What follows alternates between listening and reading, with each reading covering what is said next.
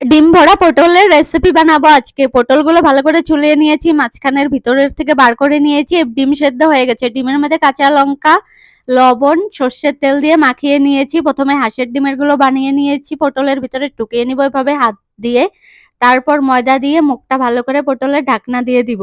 এবার আমি মুরগির ডিমের গুলো বানিয়ে নিব। এবার কড়াইয়ে সর্ষের তেল দিয়ে এক এক করে দিয়ে সবগুলো পটল ভালো করে ভেজে নিব। এইভাবে ঢাকনা দিয়ে রাখিয়েছি। পেঁয়াজ রসুন সঙ্গে আদা আর পটলের এই ভিতরের বিচিগুলো সব একসঙ্গে মিক্সচারে মিক্স করে নিয়েছি। এবার কড়াইয়ে পেঁয়াজ রসুন গোটা গরম মশলা ফোড়ন দিয়ে দিব। তারপর সঙ্গে লবণ, হলুদ আর জিরে গুঁড়ো দিয়ে ভালো করে জাল দিয়ে নিব। এবার পটলের মধ্যে আমি দিয়ে দিব। আমি দুই জায়গায় বানাচ্ছি, হাঁসের ডিমের মুরগির ডিমের, সেজন্য ঝোলটা আলাদা জায়গায় রান্না করে নিয়ে মুরগির ডিমগুলোর মধ্যে এইভাবে দিয়ে দিলাম। তারপর ওদিকে হাঁসের ডিমগুলো এই কড়াইয়ে দিয়ে ভালো করে জাল দিয়ে নিলেই কিন্তু হয়ে যাবে পুরো ভরা ডিমের পটলের ঝোল।